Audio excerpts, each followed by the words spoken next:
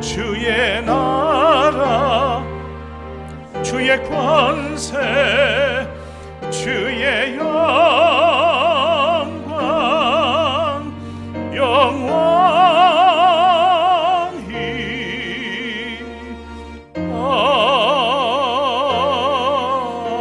아멘.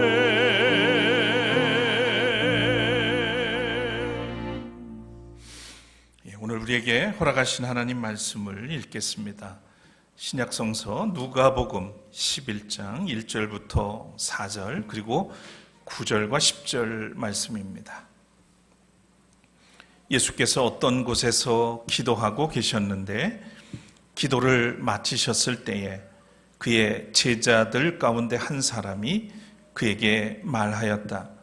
주님, 요한이 자기 제자들에게 기도하는 것을 가르쳐 준 것과 같이 우리에게도 그것을 가르쳐 주십시오. 예수께서 그들에게 말씀하셨다. 너희는 기도할 때에 이렇게 말하여라. 아버지, 그 이름을 거룩하게 하여 주시고 그 나라를 오게 하여 주십시오. 날마다 우리에게 필요한 양식을 내려 주십시오. 우리의 죄를 용서하여 주십시오. 우리에게 빚진 모든 사람을 우리가 용서합니다. 우리를 시험에 들지 않게 하여 주십시오. 내가 너희에게 말한다. 구하여라. 그리하면 너희에게 주실 것이다. 찾아라. 그리하면 찾을 것이다. 문을 두드려라. 그리하면 너희에게 열어주실 것이다. 구하는 사람마다 받을 것이요 찾는 사람마다 찾을 것이요 문을 두드리는 사람에게 열어줄 것이다. 이는 하나님의 말씀입니다.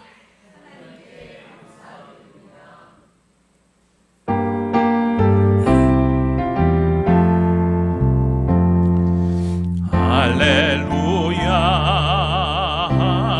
할렐루야 할렐루야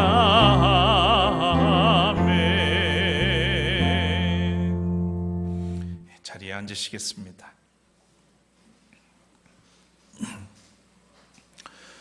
요즘 연속되는 폭염으로 온열 질환자들이 급증하고 있다고 그럽니다. 우리 모두 건강을 잘 유지했으면 좋겠습니다. 수해로 인한 이 피해 복구에도 이 폭염은 큰 장애물이 아닐 수 없습니다.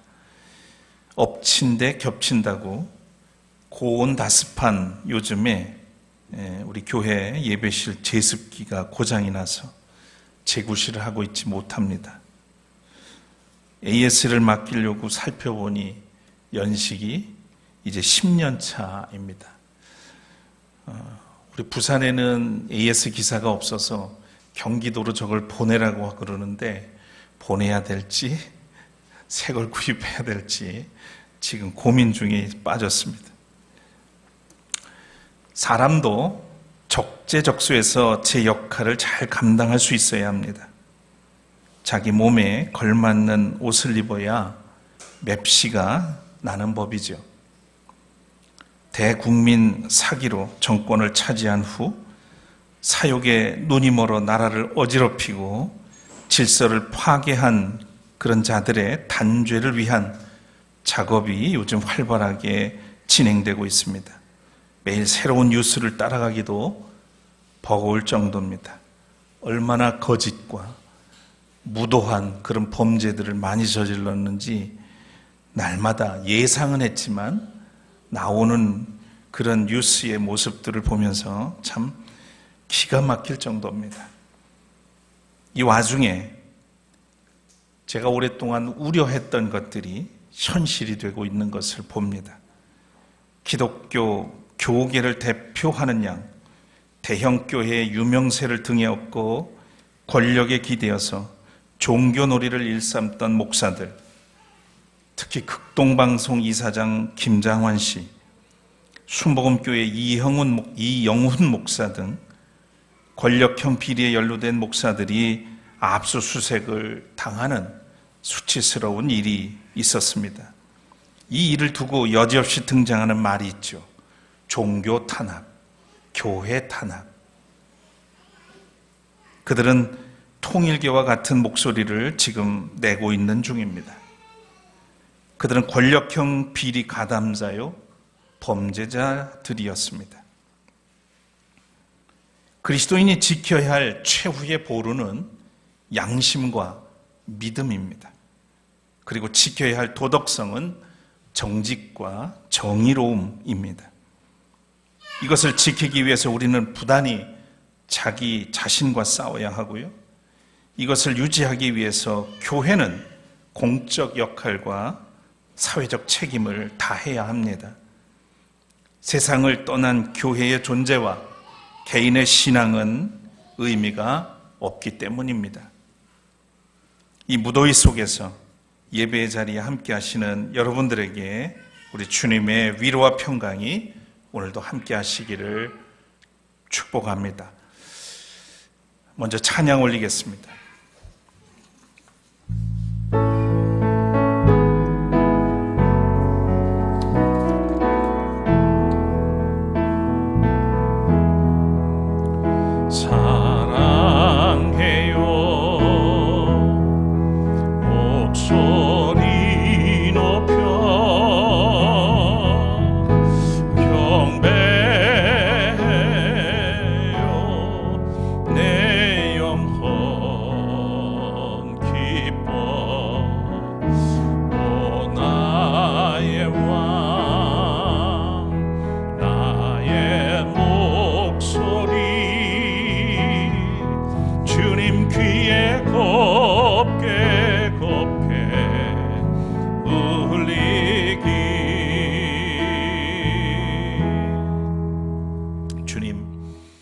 무더운 여름날이지만 오늘도 주님을 그리워하고 사모하는 마음으로 이 예배 자리로 나왔습니다.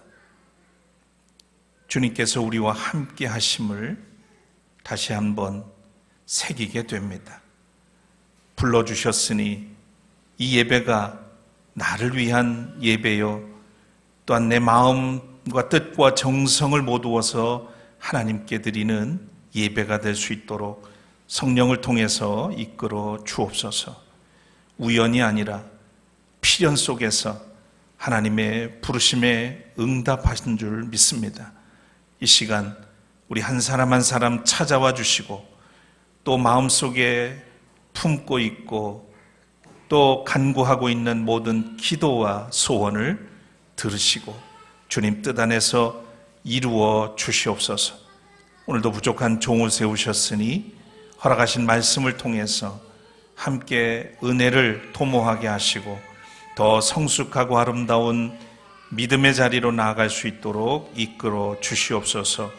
모든 영광을 주께 돌리며 예수 그리스도 이름으로 간절히 기도합니다. 아멘.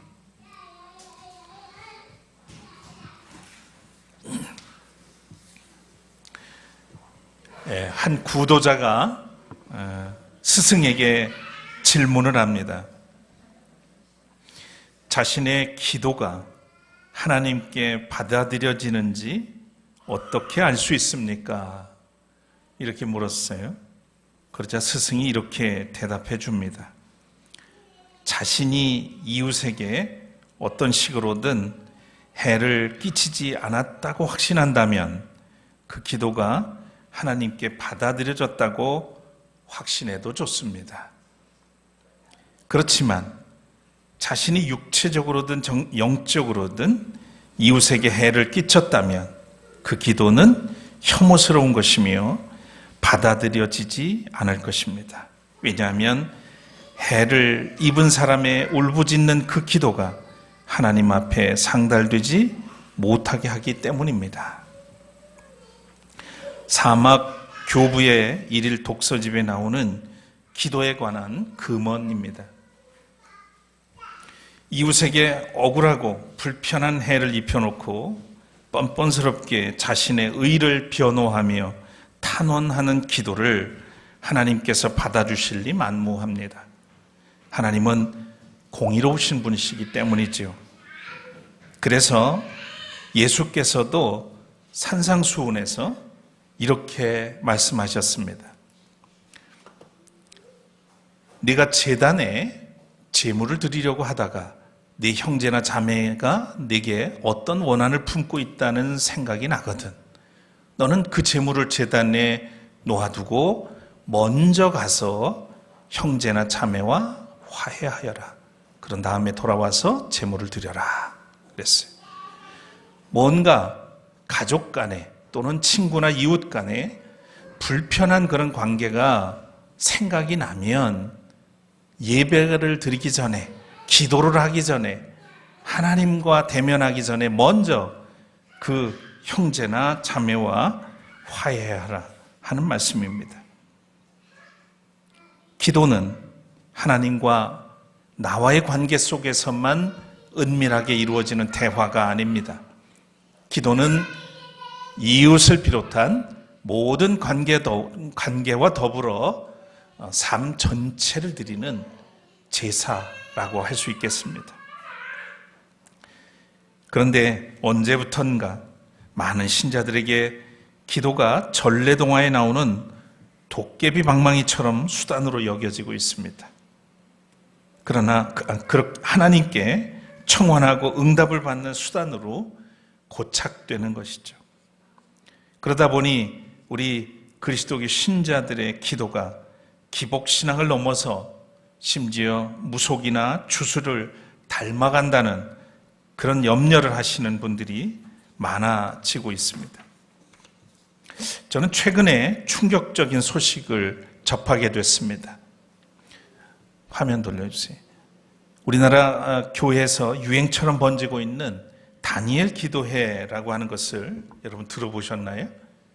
예. 우리 교회에서는 참여하고 있질 않아서 잘 모르실 수도 있을 텐데, 요즘 한국 교회가 이 다니엘 기도회에 참여하지 않으면 너네 교회 이상한 교회 아니야? 뭐 이렇게 볼 정도로 유행처럼 웬만한 교회는 크고 작은 교회들이 참여하고 있는 모습을 보게 됩니다. 이 다니엘 교회 기도회는 매년 11월 1일부터 21일까지 3주간 동안 매일 저녁에 유튜브 실시간 방송을 통해서 서울에 있는 오륜교회에서 펼쳐지는 진행되는 간증과 찬양 집회를 서너 시간 동안 보면서 기도하는 것입니다. 찾아보니까 이게 1998년도 오륜교회에서 다니엘 새1회 기도회라는 이름으로 처음 시작됐어요. 새1회가 무슨 뜻인지 아시죠? 1회가 이제 7일인데 3주간 동안 한다. 이게 아마 다니엘이 기도한 것을 동기로 그걸 삼아서 이 이름이 붙여진 것 같아요. 1998년부터 시작이 됐다니까 상당히 오래 되기도 했습니다. 그런데 이게 점점 입소문을 타고 교회들이 같이 참여하기 시작했는데 2013년부터, 그러니까 16차부터 한국교회가 함께 진행하게 됐다고 합니다. 그래서 현재 이 다니엘 기도회는 제가 이렇게 우리나라에 교단이 많은지도 처음 알았는데 90여 개 교단과 교파를 다 포함해서겠죠. 한 15,500교회가 참여하고 있다 그래요. 그래서 이것도 막 지역으로 조직해놓고 뭐 걸어놓고 있는 것 같아요. 예, 그래서 참여하는 교회에는 막 이렇게 큰 TV도 제공하고 막 이러면서 점점 더 많은 숫자를 끌어들이기 위해서 애를 쓰는 것 같습니다. 자, 이 다니엘 기도회를 바라보는 교계의 입장은 좀 다양한 것 같아요. 이 기도회는 사실 기도회를 하면 참 좋은 거다, 좋은 거 아니냐 이렇게 이제 생각하는 분들도 있고, 또 한국교회가 연합해서 기도하는 운동을 하는 거니까 좋은 거 아니냐 이렇게 긍정평가를 하는 분들도 있습니다. 그런데 이 반면에 간증과 찬양을 중심으로 현장성이 없는 감각과 감정을 자극하는 수준의 집회를 습관처럼 이렇게 하는 것이 신앙적으로나 신학적으로 문제가 없는가라고 의구심을 갖기도 하고, 또 일부는 여기에 출연하는 많은 그 간증하는 사람들이 신사도 운동과 관련이 있는 사람들이 등장을 해서 이거 일종의 이단성이 있지 않냐 이러고 주장하는 그런 입장들도 있는 것이 현실입니다. 최근에는 화면 넘겨주세요. 최근에는 알려진 제가 기사를 이 뉴스앤조이에서 보게 됐어요. 보시는 것처럼 다니엘 기도회의 비극, 3주 연속 63시간 일한 오륜교회 직원 과로로 사망. 이 보도가 나왔어요. 그러니까 내용은 간단히 설명을 드리면, 지난해 11월 3주간 다니엘 기도회를 마친 다음에 12월 달에 이 다니엘 기도회 영상 제작 팀장이 과로사로 사망했다는 겁니다. 2009년에도 이 교회의 총괄 수석 부목사가 과로사로를 한 적이 있다는 보도가 또 이어서 나왔어요. 여러분, 우리가 한번 좀 생각해 보십시다. 참여하는 사람들은 보통 잔치를 해도 그렇잖아요. 참여하는 사람들은 그때 그 시간에 와서 맛있게 먹으면 그만이에요. 그런데 그 잔치를 위해서 준비하는 사람은 어떻게 해야 돼요? 수개월 전부터 메뉴도 생각하고 재료도 준비하고 열심히 요리도 해야 되고 사람들에게 만족시키기 위해서 얼마나 노심초사하면서 준비를 합니까? 그러니까 다니엘 기도회 3주 하는 것이지만 이걸 준비하는 그런 사람들은 얼마나 준비해서부터 극도로 긴장하고 체크하고 또 기껏 기획을 하고 준비했는데 또 윗사람 마음에 안 들면 다시 해야 되고 말도 못합니다. 말도 못해요. 그리고 3주를 극도의 긴장 속에서 진행을 하고 또 마무리 영상 자료까지 만들고 그냥 보지 않아도 저는 그림감이 보여지는 거예요. 말이 여기 63시간이지 공식적인 게 그렇고 상상을 초월합니다. 자, 고귀한 생명을 희생시키면서 하는 이 기도를 그렇다면 하나님은 기뻐하실까? 도대체 무엇을 위한 기도회인가? 한 번쯤 성찰해야 될 때가 아닌가 싶습니다. 이젠 이 다니엘 기도회가 교회를 좌지우지할 만큼 하나의 권력을 가진 단체로 등장을 했습니다. 기도회가 돈벌이 수단으로 전락할 그런, 그러니까 누군가의 생명을 위협하거나 생명을 담보로 하는 그런 모임으로 되고 있다면 우리는 심각하게 이런 문제들을 좀 생각해야 되는 거죠. 기도회라고 다 좋은 건 아닌 겁니다. 내 만족을 위해서, 우리의 만족을 위해서 하는 기도가 과연 하나님과 관계가 있는 기도일까? 하나님 앞에 드리는 정직한 기도가 아니라 다니엘 기도회라고 하는 브랜드에 목숨 거는 그런 판이 되고 있다면 이것은 한국교회가 진지하게 고민해야 할 문제라고 생각이 듭니다. 미국의 시인 에밀리 디킨슨이 기도는 단지 언어의 표현이 아니다, 이런 얘기를 하면서 기도는 고요한 밤의 내밀한 숨결이라고 시적으로 표현을 했습니다. 그리고 기도를 영혼 깊은 곳에서 피어나는 신비로운 호흡이다, 이렇게 말하기도 했죠. 자, 이는 기도가 단순한 종교적 행위가 아니라 인간 존재의 근원적인 갈망에서 나오는 행위라고 하는 것을 암시해 줍니다. 기도는 단지 하나님께 무언가를 구하고 받은 응답에 감사하는 그런 그 이상의 의미라는 것을 우리가 기억해야겠습니다. 그래서 우리는 기도를 배워야 하는 겁니다.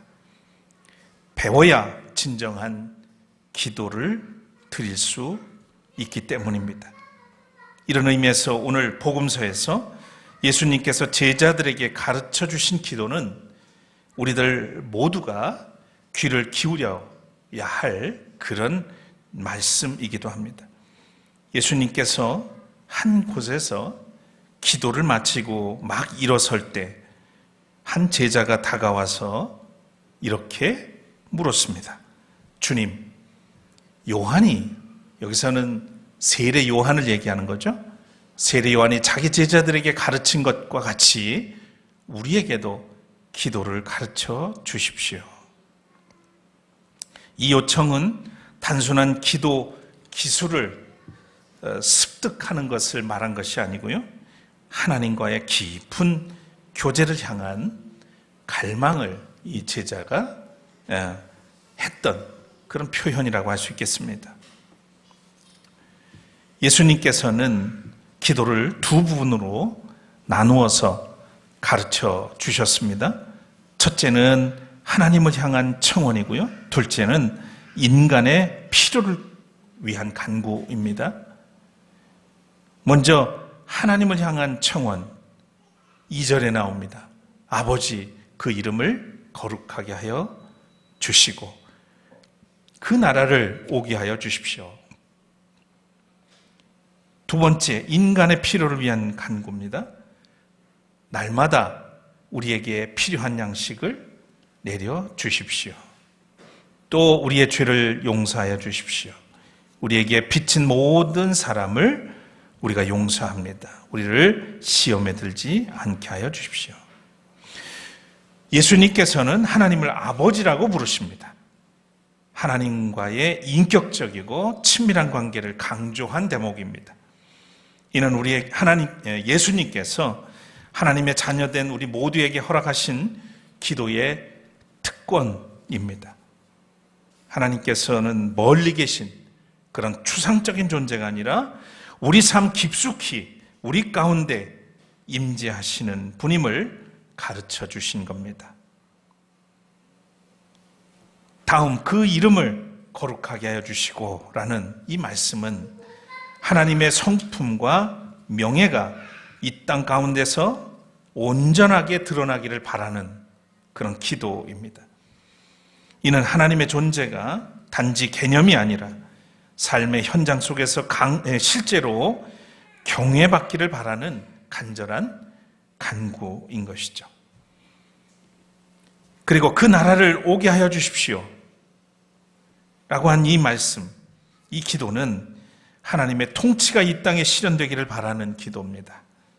이는 단순한 내세에 관한 소망이 아니라 정의, 자비, 평화가 오늘 우리의 현실 속에서 구현되기를 바라는 간절한 요청입니다. 주님은 하나님을 향해서 우리가 이렇게 기도하기를 원하셨고 그렇게 가르치셨습니다. 이어지는 세 가지 청원을 보겠습니다. 인간의 삶에 대한 전적인 하나님의 의존이 여기서 드러납니다. 날마다 우리에게 필요한 양식을 내려주십시오라고 하는 이 기도는 물질적 필요에 관한 그런 간구지만 동시에 하나님께서 생명의 공급자이심을 인정하는 신앙 고백이 담겨 있습니다. 우리가 마음대로 얼마든지 일용할 양식을 구할 수 있다면 이런 기도 드릴 수 없죠. 우리가 구하고 노력해서 얻는 것이지만 그 근본은 어디서 와요? 하나님께로부터 오는 거예요. 모든 것의 주인은 하나님이라고 하는 이 믿음의 고백이 이 기도 속에 담겨 있는 겁니다. 또 우리의 죄를 용서하여 주시고 우리에게 빚진 모든 사람을 우리가 용서합니다라고 하는 이 기도는 수직적 관계, 그러니까 하나님과 나, 그리고 수평적 관계, 나와 이웃들, 이 관계를 동시에 포괄적으로 담은 기도라고 할 수 있겠습니다. 죄는 단순한 도덕적 실수가 아니라 하나님께 대한 채무라고 할 수 있고요. 용서는 그 채무를 탕감받은 이가 타인에게 동일한 자비를 실천하는 행위라고 할 수 있겠습니다. 그러니까 우리가 하나님께로부터 죄를 용서받은 자라면 마땅히 우리 이웃들을 용서하고 사랑해야 된다는 이 책임이 부여된다는 얘기입니다. 이 기도를 우리가 스스로 주님은 드리기를 원하셨고 그 기도를 통해서 우리가 그렇게 살아가기를 원하셨던 겁니다. 마지막 간구는 우리를 시험에 들지 않게 하여 주십시오입니다. 여기서 시험은 삶의 유혹과 믿음을 위협하는 모든 현실을 포함한다고 할 수 있겠습니다. 이 간구는 단순히 고난을 면하게 해달라는 것이 아니라 시험의 상황 속에서도 하나님의 뜻을 따라서 살 용기와 능력을 구하는 기도입니다. 여러분, 아무리 능력이 있고 신앙이 깊고 신앙의 연수가 많다 하더라도 잊지 말아야 될 기도 중에 하나가 이 기도입니다. 우리를 대적하는 악한 영들은 결코 우리를 하나님께 기쁨이 되는 삶을 살도록 내버려 두지 않습니다. 우리가 믿음으로 성공하는 삶을 좋아하지 않아요. 끊임없이 죽을 때까지 두 눈을 감는 그 순간까지 우리에게는 유혹과 시험이 옵니다. 그래서 이 기도를 드리도록, 그리고 성령의 도움을 구할 수 있도록, 그래서 끝내 그리스도 안에서 승리를 얻을 수 있기를 주님은 원하셨고, 그것을 우리가 하나님께 간구할 때 하나님께서 은혜를 베푸셔서 믿음의 최후 승리를 얻을 수 있게 하신다는 그런 점을 담아서 우리에게 이런 기도를 드리도록 하셨습니다. 여러분, 기도는 하나님의 뜻을 조작하려는 주술이 아니라 내 뜻에, 그 뜻에, 하나님의 뜻에 나를 순복시키는 행위입니다. 기도를 하는 사람들은, 진짜 기도를 제대로 하는 사람들은 하나님의 뜻을, 하나님의 능력을 끌어다가 내 만족, 내 소원을 관철시키기 위해서 기도하지 않습니다. 이미 나는 받은 은혜가 충분해. 부족함이 없어요. 그저 부족함을 느끼는 것은 상대적인 것인 거죠. 하나님께로부터 받은 이 은혜만으로도 나는 족하다고 하는 그런 고백을 하면서 드리는 기도는 결코 하나님께 더 이상 요구하지 않습니다. 어떻게 하면 내 뜻을 순복시켜서 하나님의 뜻에 맞추어 살까? 이걸 늘 생각하고 그 일을 위해서 기도합니다. 진짜 기도하는 사람은 그게 가능해집니다. 근데 물론 믿음이 아직은 낮은 수준에 있다면 먼저는 하나님께 나가고 먼저 나의 필요를 구하게 되죠. 그런데 적어도 정말 하나님의 은혜를, 나를 구원하신 하나님의 은혜를 깨달은 사람들이라면 이제는 내 뜻을 관철하기 위해서 기도하는 게 아니라 하나님의 뜻이 나를 통해서 이 세상에서 이루어지도록 기도할 수 있어야 하는 겁니다. 그런 신앙인들이 되시기를 축원합니다. 생각이 없으신가 봐요. 마음대로 사세요, 그러면. 존 뉴턴을 기억하실지 모르겠습니다. 18세기 영국의 노예 무역 선장이었던 이 존 뉴턴이 폭풍 속에서 배가 침몰하기 직전에 처음으로 그는 진심 어린 기도를 드렸다고 그러죠. 주여, 자비를 베푸소서. 제가 누구인지 아시지 않습니까? 그러니까 사람은 참 고약해요. 모든 상황이 좋을 때는 참 가면을 씁니다. 가면을 써요. 그리고 아무렇지 않은 듯 하나님이 전혀 필요 없는 것처럼 그렇게 살아요. 그런데 예기치 않은 시련, 예기치 않은 폭풍우를 맞게 되면 어쩔 수 없죠. 할 수 없구나. 어쩔 수 없구나. 그리고 찾는 게 기도실입니다. 이 존 뉴턴도 그런 상황이었던 겁니다. 폭풍우 속에서. 그 전까지는 기세등등하게 살았잖아요. 노예상으로. 그런데 자기가 감당할 수 없는 그런 상황이 왔을 때 그는 결국 주여 자비를 베푸소서 제가 누구인지 아시지 않습니까? 그렇죠. 하나님은 나보다 나를 더 잘 아십니다.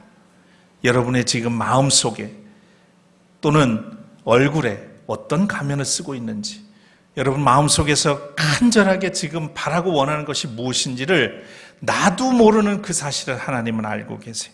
그래서 필요할 때, 적절한 때 그것을 통해서 하나님이 뜻을 이루시기도 합니다.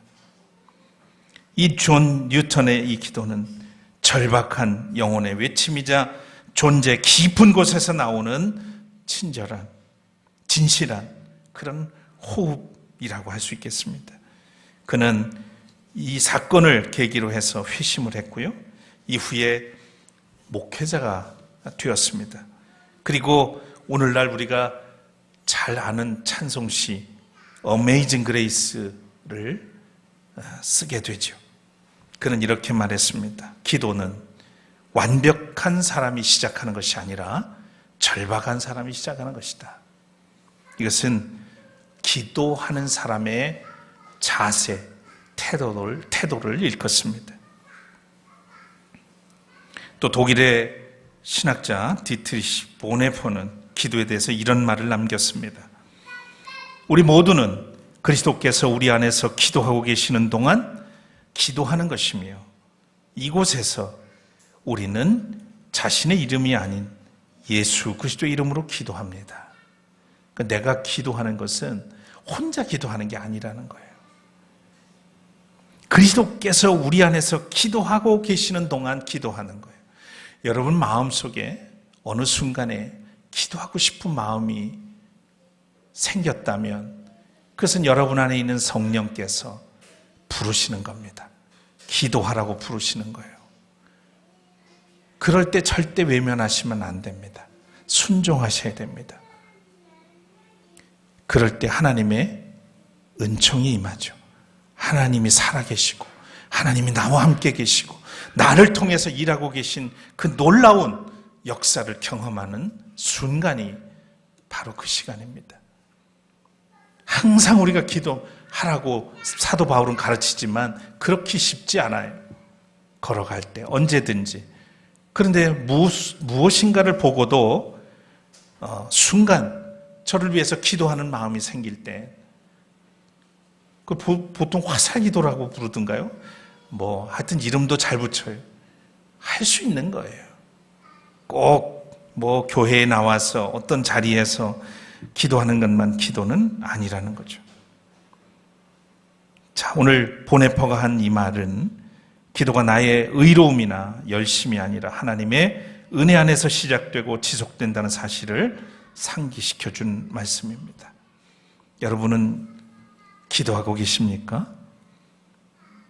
기도의 필요성을 굳이 느끼지 않는 분들도 있을 겁니다. 그 이유도 여러 가지죠. 그리스도인으로서 삶을 성실하게 살면 충분하다고 생각할 수 있습니다. 기도한다고 밥이 나오는 것도 아니지 않느냐, 이렇게 거칠게 반응할 수도 있죠. 기도에 매달리는 사람치고 제대로 사는 사람 못 봤다거나 기도는 어딘가 정신적으로 약한 그런 인간이 행하는 종교의식에 불과하다, 이렇게 치부하는 사람들도 있을 겁니다. 그리스도인이 이것을 가리켜서 기도 냉소주의라고 부릅니다. 그리스도인이 일종의 기도 냉소주의에 떨어지는 일은 참으로 안타까운 그리고 불행한 일이죠. 이와 반대로 기도 열광주의에 떨어진 그리스도인들도 있죠. 마치 마법사가 주문을 외우듯이 기도하는 사람들이 그런 사람들입니다. 통성기도 또는 합심기도 이런 걸 우리 필요할 때 간혹 하기도 합니다만 아주 이런 걸 안 하면 기도가 아닌 것처럼 생각하는 그런 그리스도인들도 있습니다. 바울이 고린도전서 14장에서는 이렇게 그냥 뭐 소란스럽게 떠들고 남의 기도까지 방해하면서 하는 그런 기도 하지 말라고 경고도 했지만, 어느새 한국교회에서는 그게 하나의 전통처럼, 그렇게 기도할 줄 모르면 믿음이 적은 것처럼 그렇게 생각하는 경우가 많습니다. 어떤 분들은 이런 통성기도 막 이렇게 하는 것이 집단 심리요법으로는 어느 정도 효과가 있다고도 말을 합니다. 우리가 이런 것 때문에 하는 건 아니잖아요, 기도는. 그렇다면 다시 생각해 봐야죠. 이처럼 기도 냉소주의와 또 기도 열광주의로 떨어지는 이유는 뭐겠어요? 기도에 대한 무지 또는 오해라고 할 수 있는 거죠. 그 오해는 기도를 통해서 자기에게 필요한 것을 얻을 수 있다는 생각일 겁니다. 기도를 마치 주식 투자하는 것처럼 그렇게 이해해서는 안 됩니다. 여러분은 기도의 본질이 뭐라고 생각하시나요? 기도는 하나님과의 인격적인 관계에서 일어나는 거룩한 구원의 사건입니다. 하나님과 인격적으로 친밀하면 기도할 수밖에 없어요. 친밀하지 못하면 기도할 수가 없습니다. 본문에 나온 구하라 그러면 너에게 주실 것이요 하신 이 말씀에서 핵심은 하나님과의 관계입니다. 구한다고 다 되나요? 제가 아까 도깨비 방망이 얘기했습니다만 기도는 그런 게 아니에요. 그건 하나님을 인정하고 하나님과의 친밀한 관계 속에서 이 모든 것들이 구할 때 하나님께서 우리를 더 잘하시기 때문에 꼭 필요한 것들을 허락하시는 것이고, 심지어는 내가 구하지 않은 것까지도 하나님은 우리에게 베푸시는 분이시기도 합니다.